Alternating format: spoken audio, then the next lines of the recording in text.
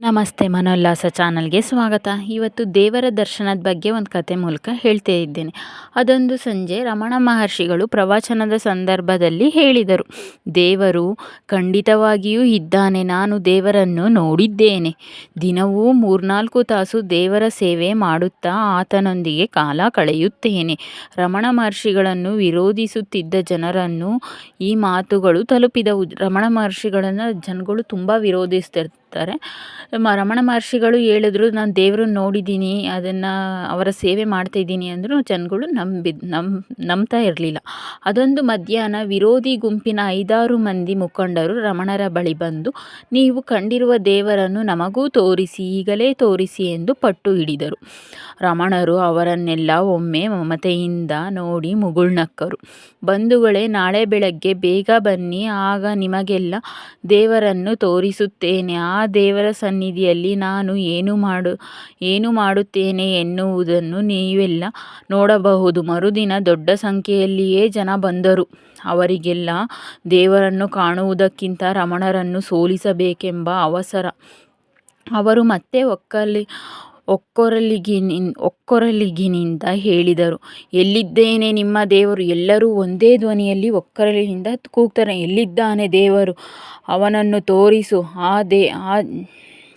ಜನರೆಲ್ಲ ಕರೆದುಕೊಂಡು ರಮಣ ಮಹರ್ಷಿಗಳು ಕಾಡಿನ ದಾರಿ ಹಿಡಿದರು. ಆ ಜನರೆಲ್ಲರನ್ನು ಕರ್ಕೊಂಡು ರಮಣ ಮಹರ್ಷಿಗಳು ಕಾಡಿನ ಹತ್ರ ಹೋಗ್ತಾರೆ. 1-2 ಮೈಲಿ ನಡೆದ ಮೇಲೆ ಮಿಣುಕು ಬೆಳಕನ್ನು ಹೊಂದಿದ ಮನೆಯೊಂದು ಕಾಣಿಸಿತು. ಆ ಮನೆಯೊಳಗಿಂದ 10-6 ಬಗೆಯ ಸದ್ದು ಕೇಳಿಸುತ್ತಿತ್ತು. ಆದರೆ ಯಾವ ಮಾತೂ ಸರಿಯಾಗಿ ಅರ್ಥವಾಗುತ್ತಿರಲಿಲ್ಲ. ರಮಣರು ಎಲ್ಲರನ್ನೂ ಆ ಮನೆಯ ಹಾಲ್ನಲ್ಲಿ ಕೂರಿಸಿದರು. 5-6 ನಿಮಿಷದ ಬಳಿಕ ಎಲ್ಲರಿಗೂ ಅರ್ಥವಾಯಿತು. ಅದು ಕುಷ್ಠರೋಗಿಗಳಿಂದ ತುಂಬಿ ಹೋಗಿದ್ದ ಮನೆ. ಆ ಮನೆಯ ತುಂಬ ಚಿಕ್ಕ ಚಿಕ್ಕ ಮಂಚಗಳಿದ್ದವು. ರೋಗದಿಂದ ಬಳಲುತ್ತಿದ್ದ ಮಂದಿ ಅಲ್ಲಿದ್ದ ಹಾಸಿಗೆಗಳಲ್ಲಿ ಮಲಗಿಕೊಂಡು ನರಳುತ್ತಿದ್ದರು, ಅಳುತ್ತಿದ್ದರು, ಬಿಕ್ಕಳಿಸುತ್ತಿದ್ದರು, ಏನೇನೋ ಬಡಬಡಿಸುತ್ತಿದ್ದರು. ರಮಣ ಶ್ರೀಗಳು ಒದ್ದೆ ಬಟ್ಟೆ ಹಾಗೂ ಔಷಧಿಗಳೊಂದಿಗೆ ಪ್ರತಿಯೊಬ್ಬ ರೋಗಿಯ ಬಳಿಗೆ ಹೋದರು. ಅವರ ಗಾಯವನ್ನು ತೊಳೆದು ಔಷಧ ಹಾಕಿದರು. ಬೇಗ ವಾಸಿಯಾಗುತ್ತೆ, ನೀವು ಖಂಡಿತ ಗುಣಮುಖರಾಗುತ್ತೀರಿ, ಅನವಶ್ಯವಾಗಿ ಗಾಬರಿಯಾಗಬೇಡಿ ಎಂದು ಧೈರ್ಯ ಹೇಳಿದರು. ಹೀಗೆ ಎಲ್ಲ ರೋಗಿಗಳನ್ನು ಉಪಚರಿಸಿ ಅವರಿಗೆ ಸಮಾಧಾನ ಹೇಳಿ ವಾಪಸ್ ಬರುವುದರೊಳಗೆ 4 ಗಂಟೆ ಕಳೆದು ಹೋಗಿತ್ತು. ನಂತರ ಕೂಗಾಡಲು ಬಂದವರ ಮುಂದೆ ನಿಂತು ರಮಣ ಮಹರ್ಷಿಗಳು ಹೇಳಿದರು, ಬಂಧುಗಳೇ, ನೋಡಿದಿರಲ್ಲ, ಈ ಮನೆಯಲ್ಲಿರುವವರೇ ನನ್ನ ದೇವರುಗಳು ಎಂದರು. ಆ ಜನರೆಲ್ಲ ರಮಣ ಮಹರ್ಷಿಗಳಿಗೆ ಶಿರಬಾಗಿ ನಮಿಸುತ್ತಾ, ಗುರುಗಳೇ, ನಮ್ಮ ಉದ್ದಟತನವನ್ನು ಮನ್ನಿಸಿ ನಮ್ಮನ್ನು ನಿಮ್ಮ ಶಿಷ್ಯರನ್ನಾಗಿ ಸ್ವೀಕರಿಸಿ ಎಂದು ಕೇಳಿಕೊಂಡರು. ಎಲ್ಲರಲ್ಲೂ ಎಲ್ಲವನ್ನೂ ದೇವರೆಂದು ಕಾಣಿರಿ. ಮರಗಳಂತೆ ಎತ್ತರದ ವ್ಯಕ್ತಿತ್ವದವರಾಗಿ, ಪರ್ವತಗಳಂತೆ ಧೈರ್ಯವಾಗಿ ಜೀವಿಸಿ, ವಸಂತದ ತಂಗಾಳಿಯಂತೆ ಸಭ್ಯರಾಗಿರಿ ಎಂದು ರಮಣರು ಆಶೀರ್ವಾದ ಮಾಡಿದರು.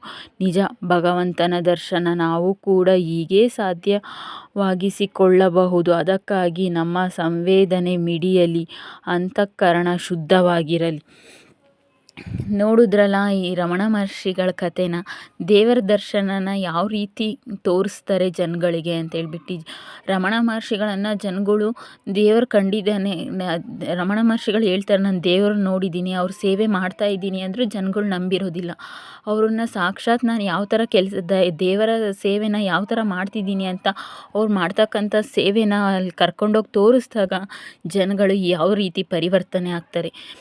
ಜನಗಳಿಗೆ ನಾವೆಲ್ಲ ಆರೋಗ್ಯವಾಗಿದ್ದೀವಿ, ನಮ್ಮ ಥರನೇ ಆರೋಗ್ಯವಾಗಿರಲಿ ಜನಗಳು ಅಂತ ಹೇಳ್ಬಿಟ್ಟು ರಮಣ ಮಹರ್ಷಿಗಳ ಸೇವೆಯನ್ನು ಅವರು ನೋಡಿಬಿಟ್ಟು ನಾವು ರಮಣ ಮಹರ್ಷಿಗಳ ಥರನೇ ಸೇವೆನ ಮಾಡ್ತೇವೆ ಅಂತ ಹೇಳಿ ಒಪ್ಕೊಂಡು ರಮಣ ಮಹರ್ಷಿಗಳ ಸೇವೆ ಮಾಡೋಕ್ಕೆ ಒಪ್ಕೋತಾರೆ. ವಂದನೆಗಳು.